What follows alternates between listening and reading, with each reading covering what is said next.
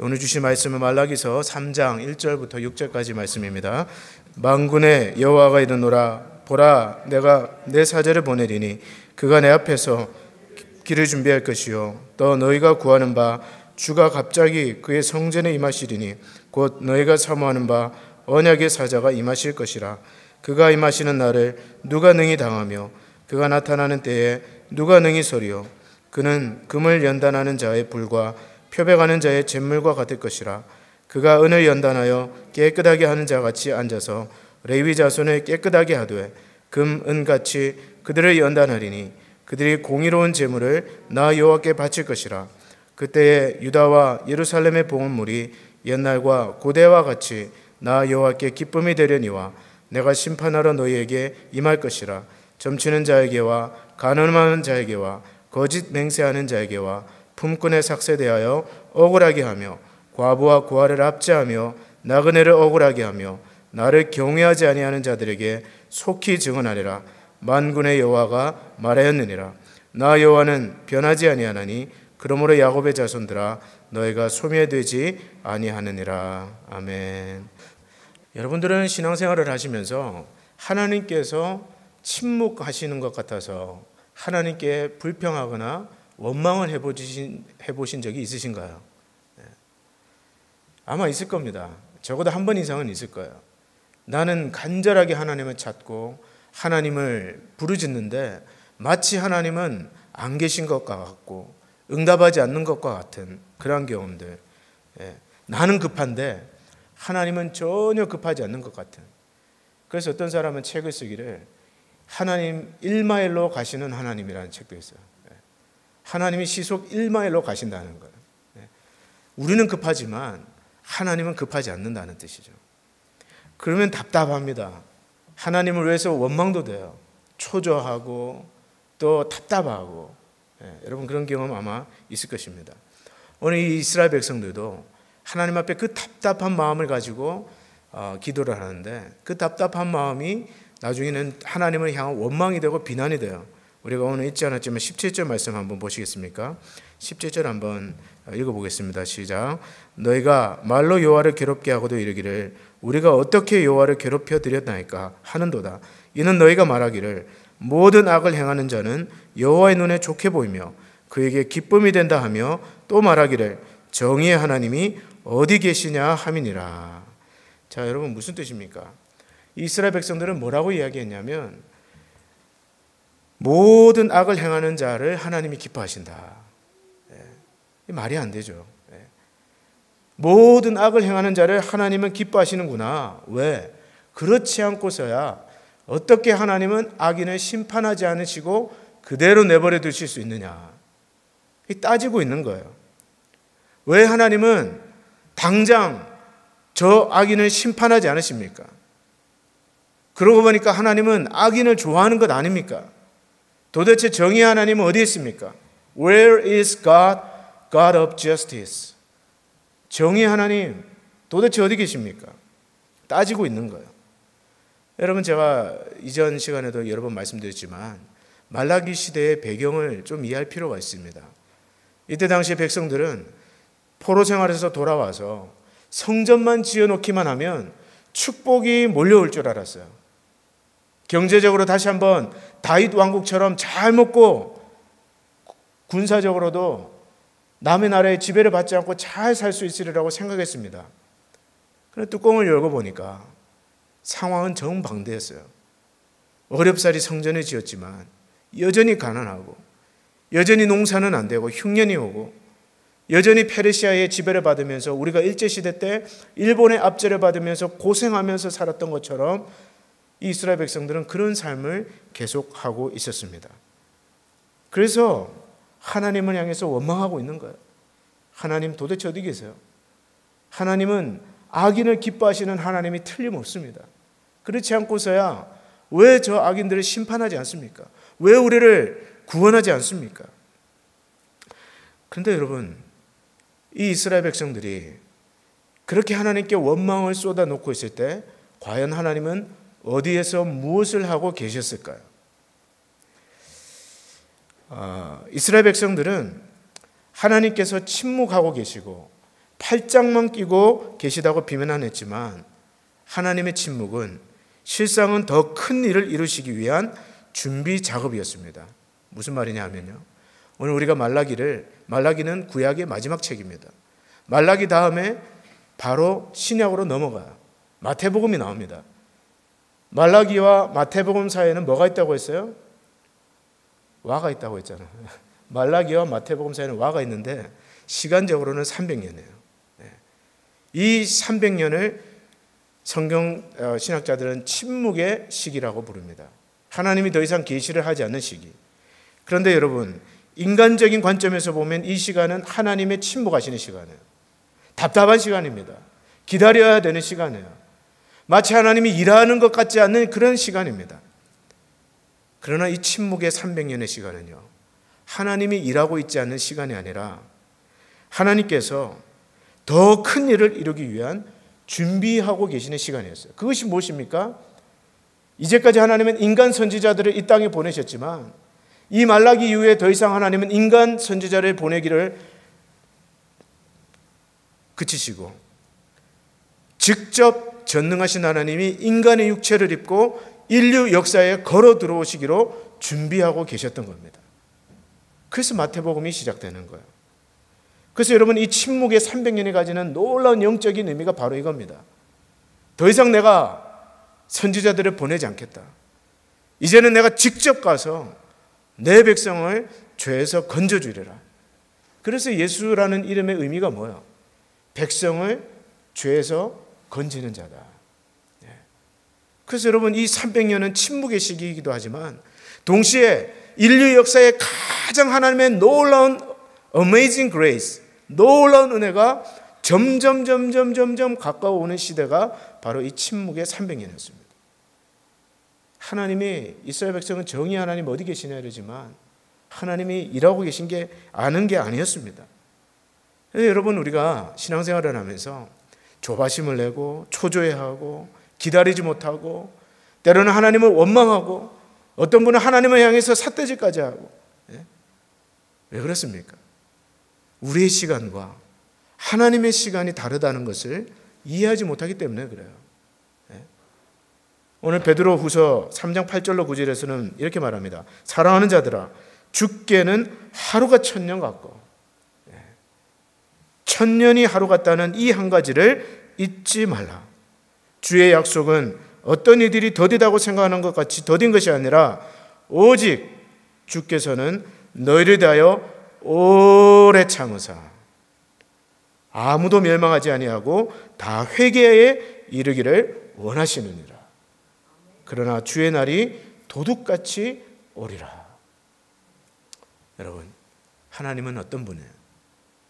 우리가 믿는 하나님, 여러분과 제가 예배하는 하나님은 어떤 분입니까? 하나님은 오래 참으시는 분이에요. 그 인내에 한이 없으신 하나님입니다. 누구든지 회개하고 돌아오기를 기다려주시는 하나님이에요. 그래서 여러분, 지금도 어떤 인생들은 하나님이 어디 있느냐? 하나님이 계시다면 왜 이 땅에 악이 존재하느냐?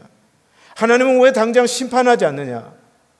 라고 하나님을 조롱하고 비판하지만, 그러나 하나님은요, 모르고 계신 것이 아닙니다. 하나님은 다 알고 계세요. 지금도 다 보고 계십니다. 지구촌 곳곳에서 일어나는, 구석구석에서 일어나는 그 악한 일들도 하나님은 다 낱낱이 보고 계세요. 그런가 하면 우리 마음속에 일어나고 있는 모든 죄악까지도 하나님은 구석구석 낱낱이 다 알고 계십니다. 그러나 하나님은 기다리시는 거예요. 기다리십니다. 아무도 멸망하지 않고 다 회개에 이르기를 하나님은 참아 기다리고 계시는 거예요. 그래서 하나님의 침묵은요, 무관심이 아닙니다. 이 침묵의 300년은 무관심의 기간이 아니에요. 기회의 시간입니다. 아직 회개할 기회를 하나님께서 주고 계신 것입니다. 여러분, 우리가 중요하게 분명하게 알 것은요, 이 시간이 언제나 있지 않다는 거예요. 제가 방금 전에 인용한 그 베드로후서 말씀에도 보면 그날이, 심판의 날이 도둑같이 오리라. 오늘 우리가 읽은 1절에도 보면 너희가 구하는 바 주가 갑자기 그의 성전에 임하시리니 곧 너희가 사모하는 바 언약의 사자가 임하실 것입니다. 이 언약의 사자는 예수 그리스도를 말합니다. 오늘 말라기 3장 1절에 나오는 언약의 사자, 예수 그리스도가 다시 이 땅에 오시는 날은 갑자기 오신다는 거예요. 갑자기. 전혀 예상하지 못하던 시간에 호련히 임하신다는 거예요. 그날이 도둑같이 온다는 것입니다. 여러분, 도둑이 여러분 집에, 자, 내가 내일 당신 집 11시에 갈게요, 이렇게 말하고 오는 도둑이 있습니까? 그럼 도둑 보셨어요? 아무도 없습니다. 도둑은 갑자기 와요. 예고 없이 옵니다. 호련히 와요. 마찬가지입니다. 오늘 주가 다시 임하시는 날은 예고 없이 별안간 갑자기 옵니다. 항상 성경에 보면요, 이 주의 날, 우리 3장 2절에 보시면 그가 임하시는 날, 주의 재림의 날, 마지막 날, 그 날은 항상 갑자기 와요. 갑자기, 예고 없이. 하나님은 악하다고 해서 그 악인을 언제나 당장 즉시로 심판하지는 않습니다. 오래 참으시면서 회개할 기회를 주세요. 충분히 변명할 수 없을 만큼 충분한 시간을 주십니다. 그러나 하나님의 때가 차면 심판을 하시는데 그 심판은 즉시로 이루어집니다. 엄중하게 이루어집니다. 그러므로 여러분과 제가 늘 잊지 말아야 될 것 있습니다. 그것은 깨어 있는 거예요. 깨어 있는 것입니다. 잠자면 안 돼요. 오늘 이 마지막 시대를 살아가는 여러분과 저는 항상 깨어서 준비를 해야 됩니다. 무엇을 준비합니까? 언제든지 주님을 다시 만날 준비를 하셔야 돼요. 오늘 우리 권사님들, 또 장로님, 집사님들 예쁘게 입고 오셨는데, 화장도 하시고 오셨는데, 여러분 예배 나가기 전에 다 준비하시잖아요. 그냥 낮잠 자던 모습으로 그냥 부시시하게 나오시는 분들은 아무도 없는 줄 압니다. 여자분들은 나가면 준비할 게 얼마나 많습니까? 그런 식으로 준비를 해야 돼요. 갑자기 자다가 잠옷 입고 머리는 부시시한데 주님이 문 밖에 딱 서 계시다고 생각해 보세요. 주님 잠깐만 기다리세요. No. 아닙니다, 여러분. 오늘이라도 우리가 사모하는 주님이 이 땅에 다시 오시면 우리는 언제라도 주님 앞에 설 준비가 되어 있어야 됩니다. 오늘 여러분들 매일매일 샤워를 하시듯이 우리는 우리의 죄를 돌아볼 수 있어야 돼요. 회개해야 됩니다. 아침에 저녁에 우리의 심령을 주의 보혈로 깨끗하게 씻어주시도록 우리의 죄를 고백해야 되는 것입니다. 그런가 하면 기도에 깨어 있어야 돼요. 얼마나 많은 분들이 자고 있는지 모릅니다. 이 시대 얼마나 많은 그리스도인들이 자기가 자는 줄도 모르고 자고 있어요. 자고 있습니다. 그러나 우리는 정신을 차리고 깨어 기도해야 됩니다. 그리고 하나님의 말씀을 읽어야 돼요. 그 말씀을 읽으면서 하나님께서 지금 나에게 무엇을 원하시는지, 하나님께서 지금 우리 교회에 무엇을 원하시는지 그걸 깨달아야 돼요. 그걸 붙들고 기도해야 됩니다. 오늘 성경에 따르면 그가 임하시는 날, 오늘 3장 2절입니다. 그가 임하시는 날 먼저 사자를 보내신다고 말씀하시는데 우리 3장 1절을 다시 한번 보시면 이렇게 말합니다. 만군의 여호와가 이르노라 보라 내가 내 사자를 보내리니 그가 내 앞에서 길을 준비할 것이요. 이 사자라는 것은 메신저입니다. 메신저. 근데 여기에서 말하는 사자는 누굴까요? 누굽니까? 여기서 말하는 사자는 신약에 예수님 전에 온 세례 요한을 가리킵니다. 일반적으로 성경학자들은 여기서 말하는 사자는 세례 요한이라고 해석해요. 왜냐하면 오늘 이 말씀처럼 그가 내 앞에서 길을 준비할 것이요. 그래서 여러분 마태복음 3장 11절로 12절에 보면 세례 요한이 이렇게 말합니다. 나는 너희로 회개하게 하기 위하여 물로 세례를 베풀거니와 내 뒤에 오시는 이는 나보다 능력이 많으시니 나는 그의 신을 들기도 감당하지 못하겠노라. 그는 성령과 불로 너에게 세례를 베푸실 것이요 손에 키를 들고 자기의 타작마당을 정하게 하사 알곡은 모아 곡간에 들이고 쭉정이는 꺼지지 않는 불에 태우시리라. 우리가 아는 것처럼 세례 요한은 예수님 앞서서 와서 이 백성들에게 회개의 세례를 전파했습니다. 그리고 세례 요한은 광야에 외치는 자의 소리가 되어서 나는 너에게 물로 세례를 주거니와 내 뒤에 오시는 이는 불과 성령으로 너에게 세례를 주리라.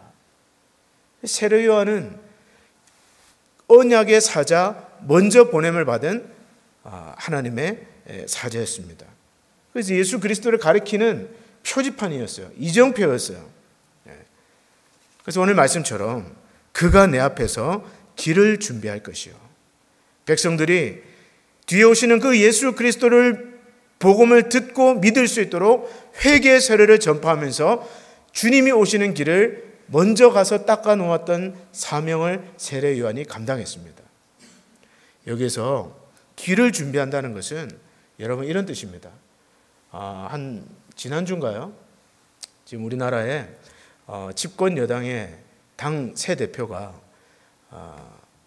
이제 물론 본인은 좋은 의도였겠지만 경기도에 있는 어떤 군부대를 방문을 해서 1박 병영을 체험하겠다.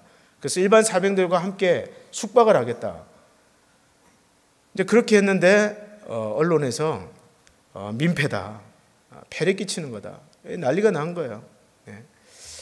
왜냐하면 여러분 뭐 군대 갔다 오신 분들은 알겠지만 군부대에 스타가 떴다, 장군이 온다, 그날은 이제 쫄병들은 죽는 날입니다.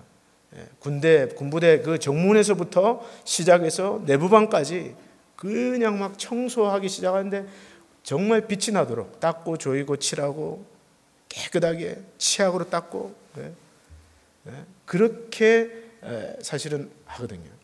근데 여러분 한 나라의 지금 집권 여당의 새 대표가 그 군대에 온다니까 여러분 어떻겠습니까? 일반 사병들은 좋은 날이 아니에요. 절대.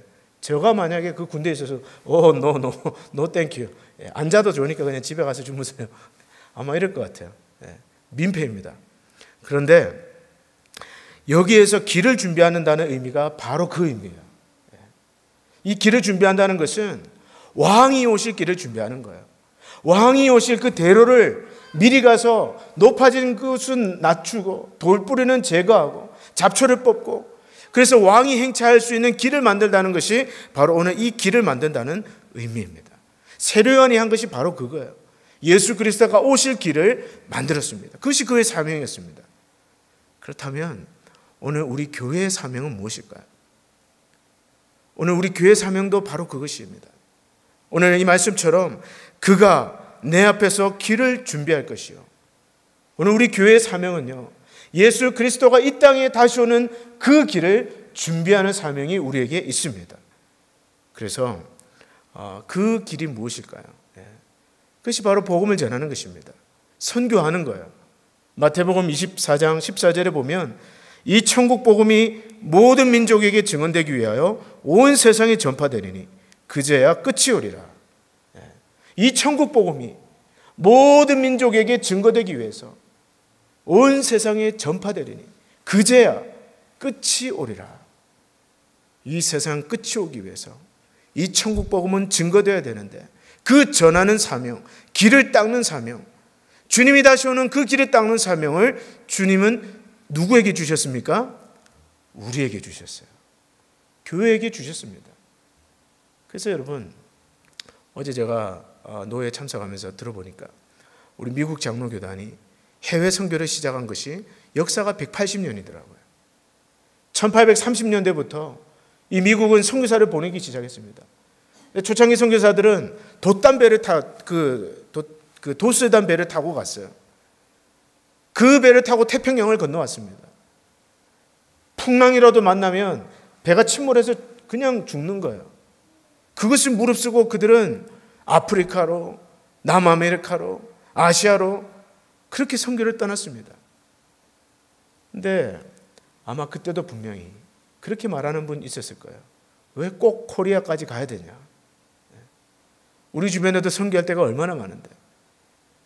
가끔 그런 분들이 있습니다. 왜 멕시코까지 가야 되냐? 왜 또 다른 나라까지 가야 되냐? 우리 주변에도 얼마나 선교할 때가 많은데. 근데 저는 어제 되게 감사하더라고요. 그 노예 참석한 분들이 다 백발이 성성한 분들이에요. 근데 그분들의 아버지, 할아버지가 우리나라에 죽음을 무릅쓰고 복음을 들고 오지 않았다면 오늘 이 리노 한인 장로교회는 없습니다. 그거 아시죠, 여러분? 오늘 한인교회는 없어요. 누군가 그들이 목숨을 걸고 배를 타고 갔기 때문에, 왕이 오실 그 길을 준비하기 위해서, 길을 닦기 위해서 사람을 보냈기 때문에, 물질을 보냈기 때문에 오늘 우리 한국교회가 존재하는 것입니다. 그래서 여러분, 우리는 가야 돼요. 멕시코도 가야 돼요. 멕시코뿐만 아닙니다.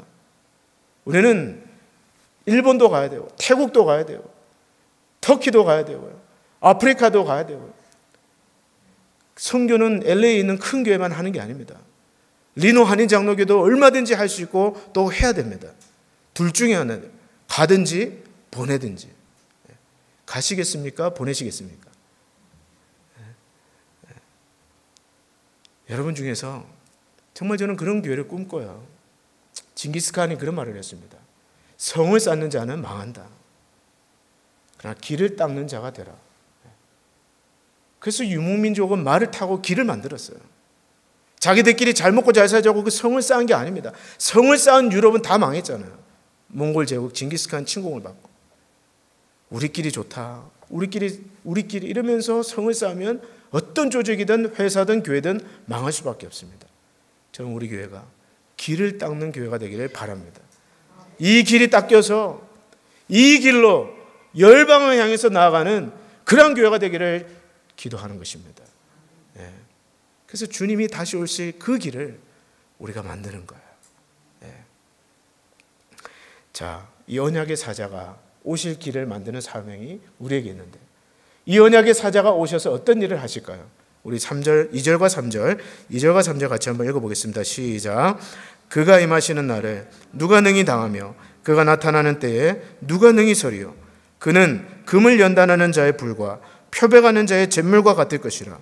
그가 은을 연단하여 깨끗하게 하는 자 같이 앉아서 레위 자손에 깨끗하게 하되 금, 은같이 그들을 연단하리니 그들이 공의로운 제물을 나 여호와께 바칠 것이라.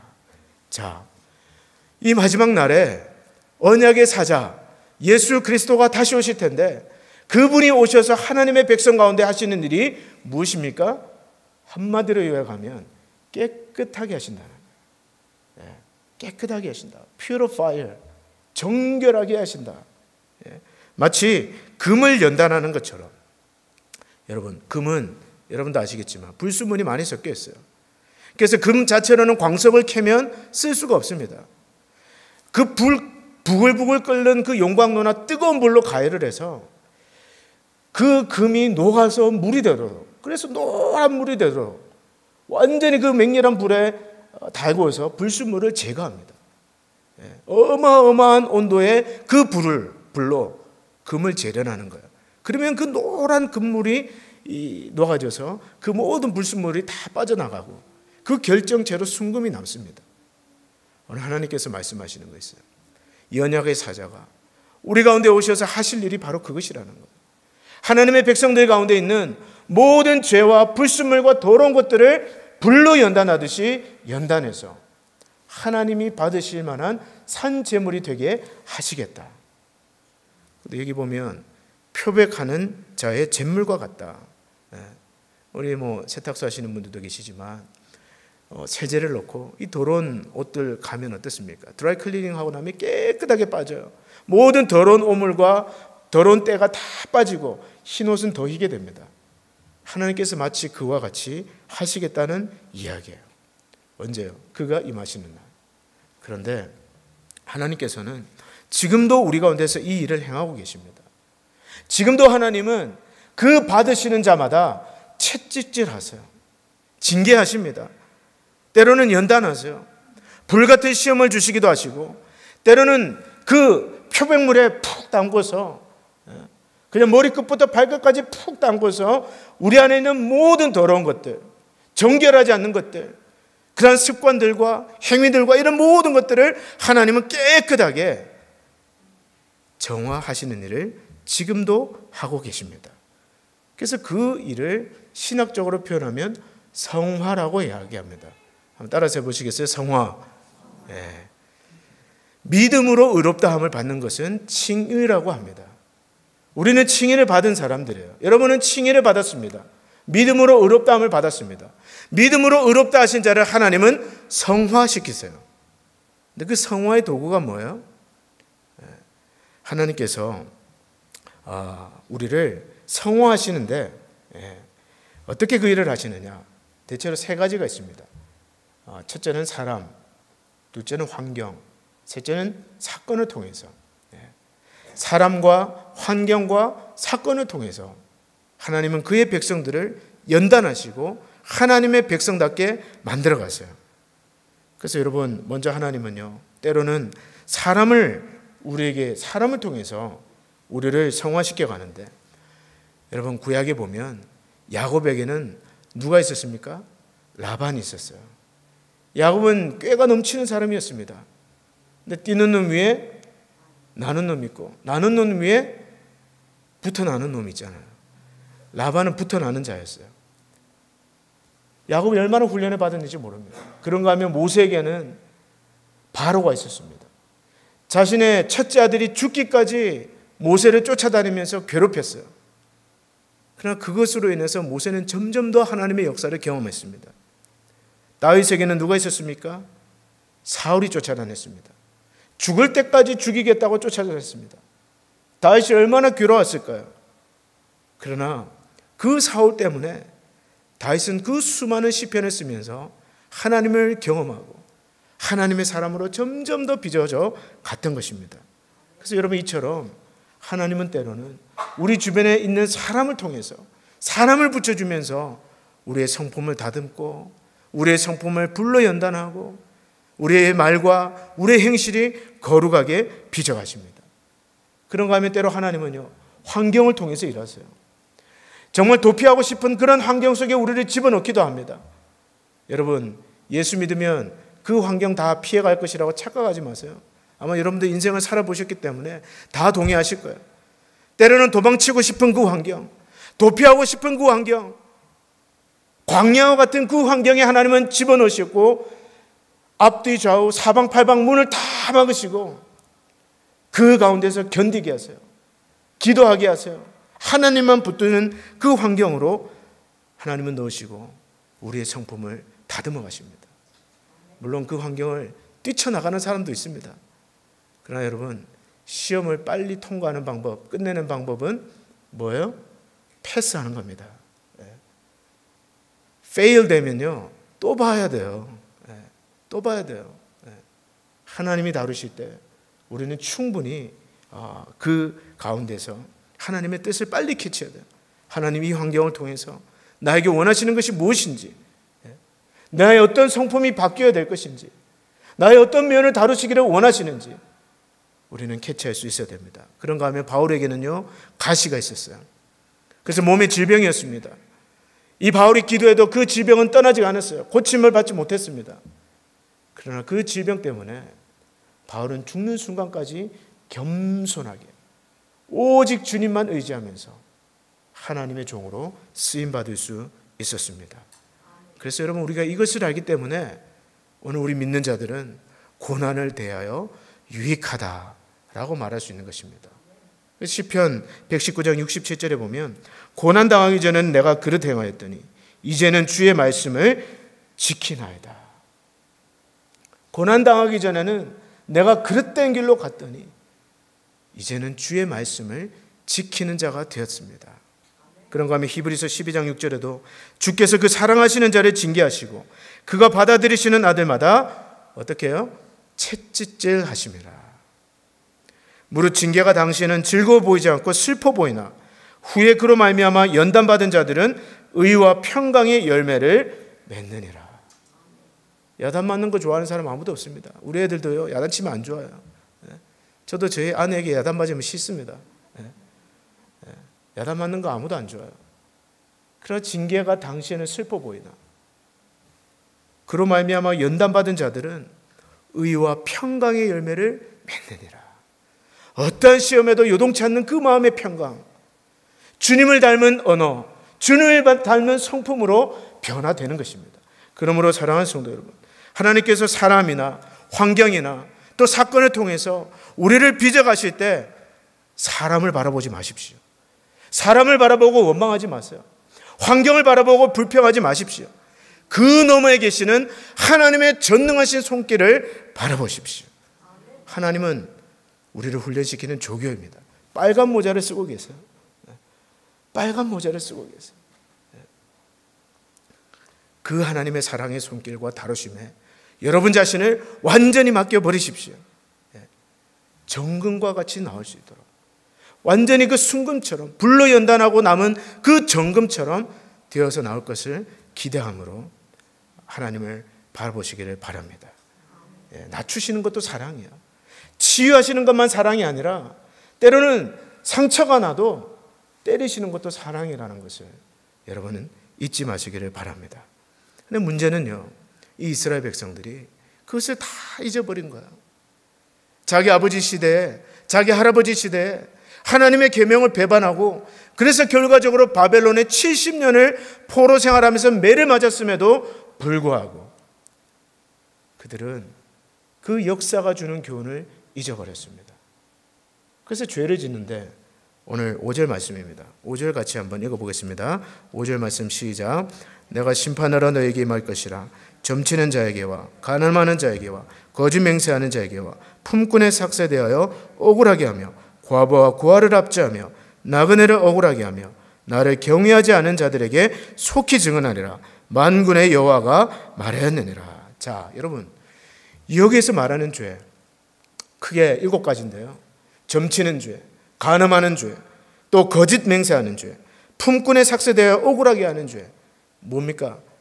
삭스 주지 않거나, 일한 것만큼 주지 않거나, 미루거나, 과부와 과를 압제하고, 나그네를 억울하게 하고.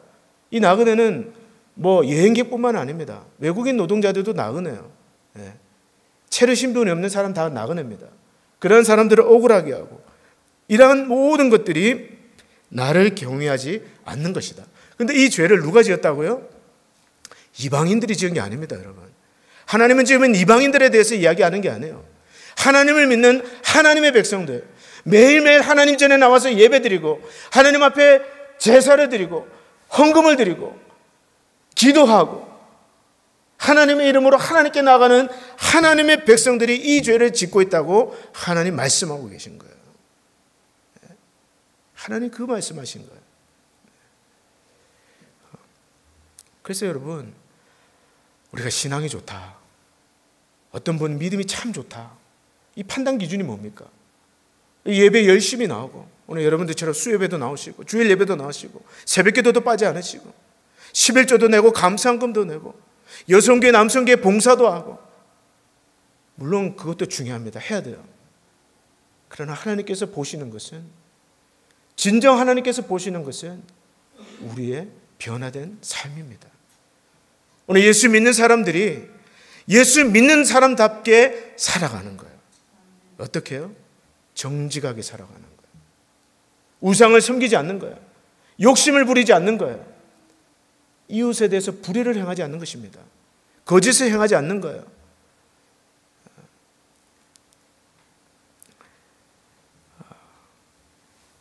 물론 고난이 모두 죄에 대한 심판은 아닙니다. 더군다나 우리는 고난을 겪고 있는 이웃에 대해서 저 사람 죄 때문에 저런 고난을 당한다 절대로 말해서는 안 됩니다. 왜 그래요? 우리는 하나님이 아니기 때문에. 그러나 분명한 것은 택한 백성이 하나님이 거룩하게 지켜 살라고 주신 말씀을 저버리고 하나님의 계명을 등 뒤로 던져버리면, 그리고 오늘 이 말씀처럼 똑같이 우상을 섬기고 간음하고 하나님을 믿는다고 하면서도 거짓을 행하고 이웃에 대해서 불법을 행하면 하나님은 반드시 금을 단련하듯이 그 더러운 옷을 세탁자의 잿물로서 빨듯이 반드시 징계하시고 깨끗하게 하시고 정결케 하신다는 것입니다. 그러므로 하나님의 백성된 성도 여러분, 우리는 할 수 있는 대로 거룩하게 살기를 힘써야 됩니다. 물론 연약하기 때문에 죄를 지을 수 있습니다. 저도 죄를 지어요. 완벽하다는 얘기가 아닙니다. 그러나 하나님이 보시는 것은 변화된 삶이에요. 믿는 자의 진실된 삶입니다. 여러분들도 보시잖아요. 목사의 설교를 듣지만 여러분 삶을 보지 않습니까? 말한 대로 사는지 안 사는지 보시잖아요. 하나님도 마찬가지예요. 하나님도 우리가 예배드리는 자세를 보고 우리가 봉사하는 자세도 보시지만 하나님은 우리의 삶을 보시고 예배를 받으시는 하나님이에요.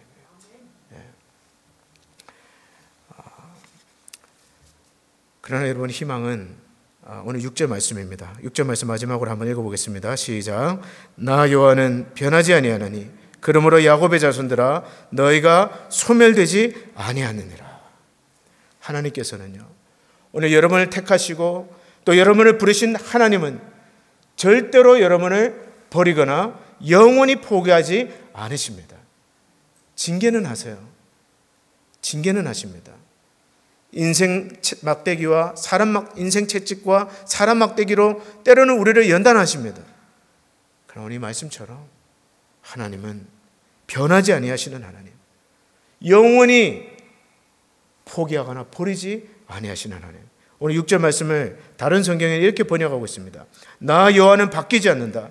그러므로 너희를 여전히 야곱의 후손으로 대접하리라.